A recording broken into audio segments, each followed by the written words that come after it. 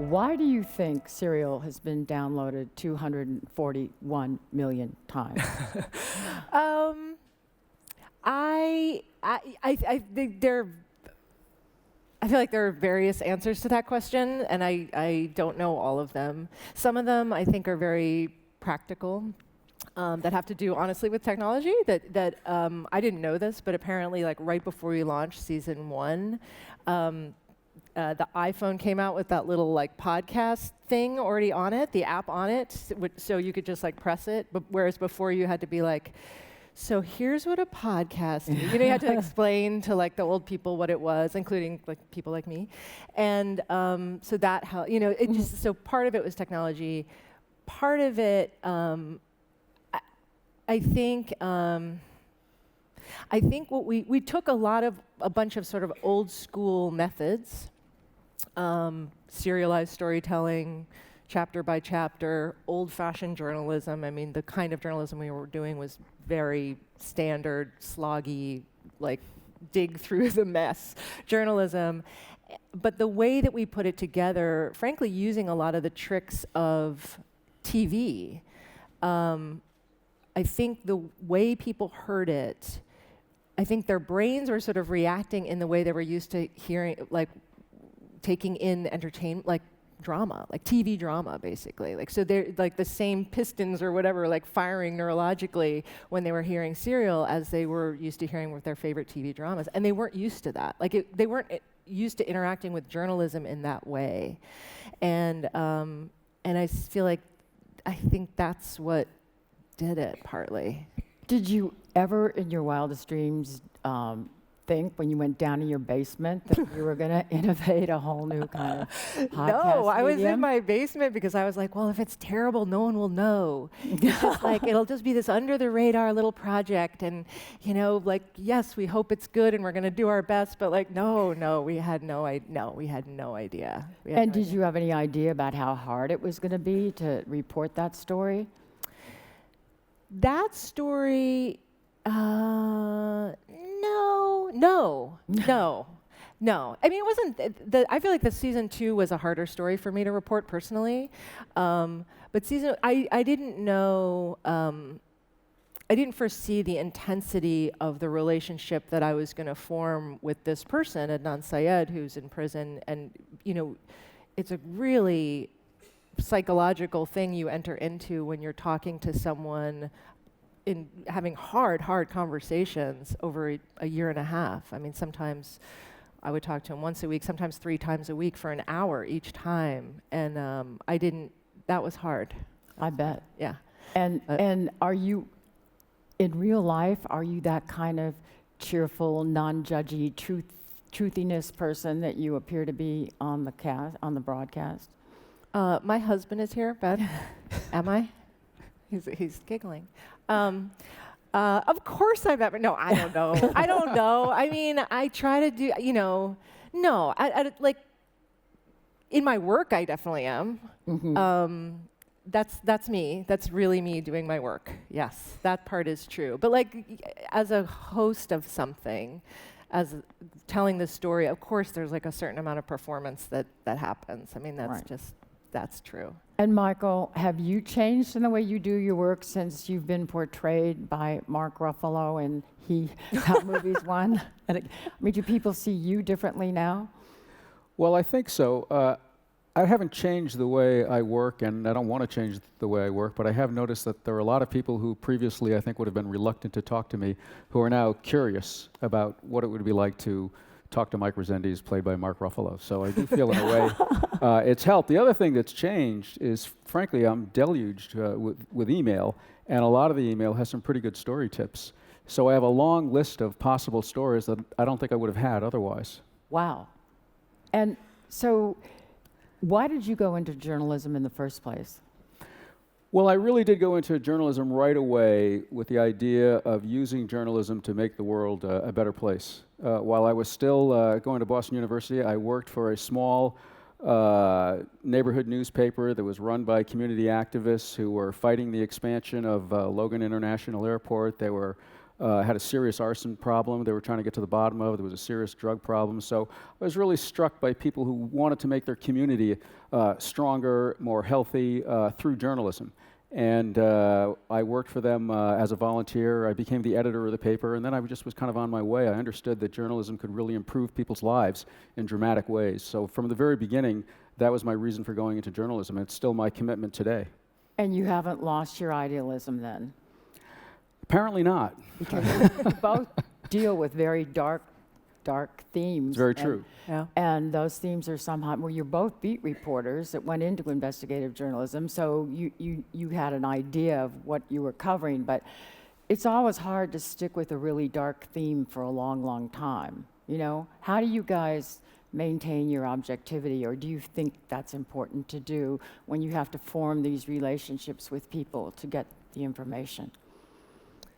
Yeah, I think objectivity is important in the sense that I don't think we should be partisan, and I don't think we should necessarily be advocating for one side or another. However, I think we really need to get to the truth and let the chips fall where they may. You know, I think often people who are voiceless, people who are victims of wrongdoing, they might make us feel certain emotions, which is natural. They might make us feel anger. And I think it's appropriate to let that anger drive us to get to the bottom of the story and get to the truth, as long as we don't become, as I say, partisan. What do you think, Yeah, Sara? no, I agree with all that. I feel like the notion that reporters are objective is kind of a phony setup. I mean, I sort of got that question a lot, especially on season 1 with Adnan, where it was like, you know, you seem biased, or you seem like you like him or something. I absolutely like Adnan. That's not to say I know whether or not he killed this young woman. But I'm like a person, you know what I mean? Like I have responses like any person when I'm talking to someone. And sometimes there's you like someone or you instantly dislike someone. And I think it's okay to acknowledge that reaction. But the main thing is to also acknowledge your own bias, your own prejudice, all the stuff you bring, to know to not ever pretend it's not there. I feel like that's the best we can do. You know, it's interesting because you did devote one whole show, I think, to saying, well, maybe I think he is guilty, you know, and all the reasons why you thought. So you took us along the way the whole time you were switching from one way to the other. We were able to follow your thinking. And that's something that Michael and I in print, I mean, you can go for 15 minutes on a show about, hey, or a whole show, is there a phone booth in the Best Buy parking lot, or yeah. isn't there? Well, like, if we have to go do all that stuff, and there's no phone booth in the Best Buy parking lot. That's a sentence, right? It's really a difference. So, Michael, what do you think has changed over the years, since now we're in this time of crisis, sort of, for traditional media? Well, a lot has changed. I mean, technology and the internet have given us a lot of shiny new tools to do our jobs. I mean, investigative reporting is very different. We have, as I say, very new and exciting avenues to get to the truth. On the other hand, this new technology has also really broken the economic model for pretty much all news organizations. The model for funding investigative reporting, accountability journalism, it's really broken, and it is a crisis that's getting worse all the time. And I don't really know what the solution is. You know, later this afternoon, someone's going to talk about the X Prize, and I'm sure it's going to be a great talk. You know, I sometimes think we should have an X Prize for someone who can develop a new economic model to fund accountability journalism. Anyone? We're all here waiting to hear. But I was struck when you told me that a lot of times there's no data for you to look at. Why don't you talk about your current story a little bit and explain that? Sure. Often there's no data. I don't know if you've seen the movie Spotlight, but there is a wonderful scene where you see us constructing a database of priests who we believed were suspect. We kind of figured out that in the annual Catholic Church directories, certain priests had strange-sounding assignments like sick leave or special assignment or emergency response, and we figured out that those were euphemisms for priests who had been accused of sexually abusing children and had been put on the shelf in one way or another. So as you see in the movie, if you've seen the movie, we went through all the church directories going back 20 years by hand, literally, finding every single priest with a funky sounding assignment, and we put them into a spreadsheet, and we did histories on every single one, the various parishes where they'd worked, and it ended up being a terrific guide to our work. My latest investigation has made a connection between people who are seriously mentally ill with an untreated mental illness and their connection to homicides. And after several years, really, of research, we found in the Spotlight team that more than 10% of the homicides in Massachusetts have been committed by someone with an untreated, serious mental illness. But to come to that conclusion, we had to build our own database of homicides and mental illness and kind of put those pieces of information together, and it was very, very difficult. For instance, believe it or not, there's no central repository of homicides in Massachusetts. Some are kept by the city of Boston, some are kept by Worcester, Springfield, Pittsfield, and the state police, or 5 different agencies we had to get this information from. And then we had to construct the part of the database about people with a mental illness who were involved in homicides, and that involved going through court records, reading old newspaper articles, doing Google searches of old news stories, and talking to lawyers and cops, and it was a very, very involved process. So sometimes getting to the truth of a story involves building your own database, creating your own work of reference.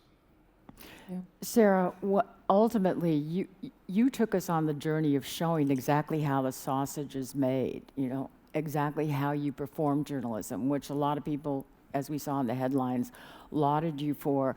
And I know you had a big team, maybe not too many teams, only a few people when you started, but you kind of had a team sort of behind you. So what have you learned really kind of from this whole experience of putting the whole process of journalism in front of the public? I mean, I'm not so sure I learned that's the thing that I took a lesson from. I took more a lesson from, I think, it was hopeful to me that, I don't know, I feel like, especially with I feel like even more season 2 was an illustration of it to me, where so much of the media, of the press about the case of Bo Bergdahl was this, I mean, some of it was great, but the vast majority of it was so unnuanced, and it was just like up or down. Bo Bergdahl, traitor, deserter. Like, what do we make of him? What do we do with this guy? Why do we trade, 5 Taliban terrorists for this guy, who abandoned his post? And I agree. Like, that's a good place to start, right? And that was my question too. Of like, what do I make of it? Like, why do you do it? What's going on? But I feel like the thing that's harder and more important, frankly, more interesting to me is this, like, as you go, you start thinking, wait, why was he in Afghanistan in 2009? What was our mission? What's counterinsurgency? Wait, is that working? Where does that come from? And then, like, wait, and who are these guys in Gitmo, and why are they there? And wait, what are we doing with these people we're afraid of, but we can't, charge with actual crimes under U.S. law? So I feel like that's the stuff that it's harder to grab people's attention. It's much more complicated. It's not as sexy. It's not as fun. Mm-hmm. But like, that's where the mischief happens in all of those systems that, like, Mike is looking at, or that I'm trying to look at. And like, that's where we need to be looking. And so to me, the fact that, like, millions and millions of people are tuning in to Serial or listening to Serial, and that's what they're hearing at the end of the day. Do you know what I mean? It just feels like, oh, like, if we do this right, if we tell this story right, people do care. Like, they will come along for this ride. Like, you don't have to feed them the simplest, dumbest version of a story. Yeah, I think that's the good news about the new media technology we're seeing, is we're understanding that people really have an appetite for long-form investigative reporting. People really want journalism that gets to the truth. And we have the metrics that show that. I mean, when we run an investigative story in the Boston Globe, we have the metrics now. We know how many people are reading it. We know how much time they're spending on the story. We know how much of the story they're reading it, and people really want this kind of journalism. Right. The irony of, on the one hand, you've got 140 characters and more and more people saying they're getting their news from Twitter or tweeting or whatever, and then the glamour, the sudden new glamour of investigative journalism and long form. I wonder what might ever go between the two. Well, that's the split. I mean, people like both. It's people like the short, fast-breaking stuff, and they also like long-form journalism, whether it's investigative reporting or just a good, long, well-told story. And like I say, I think that's the good news. What people don't seem to enjoy or want, or what news organizations spend most of their time doing, which is the medium-length story about institutions in the community, which is too bad, because I think that stuff is important, and it's also often the source of good investigative stories. So, Sara, you sort of unleashed all these amateur sleuths and everything, and one of them was really not maybe so amateur, but one of the people that got so interested just from listening to Serial was the one that actually found the reason that the judge vacated. Exactly. So what do you think about the whole idea of all of this evidence and everything coming out of the courtroom and into the public sort of fray, and having all these amateurs and non-amateurs jump on it? Is that going to turn over our legal system at some point or not? Oh, I have no idea. I feel like I don't have a big enough brain to answer that question. But I mean, in terms of all of the amateur sleuths, I mean, mostly it fills me with like horror and anxiety, because they're not reporters, and so they don't have the same constraints about saying whatever the hell they want to say with no accountability for it. That said, when it's done well and respectfully and you know, like exactly, this woman found, you know, she found this way. It's a complicated story, but you know, that's the thing that made its way back into court and ended up sort of changing the course of this whole thing. That's amazing. Like, that's fantastic. And I'm so glad she exists, but like, you know, for every one of her, whew, thousands where you just wish like, oh, no. What are you going to do for season 3? I have no idea.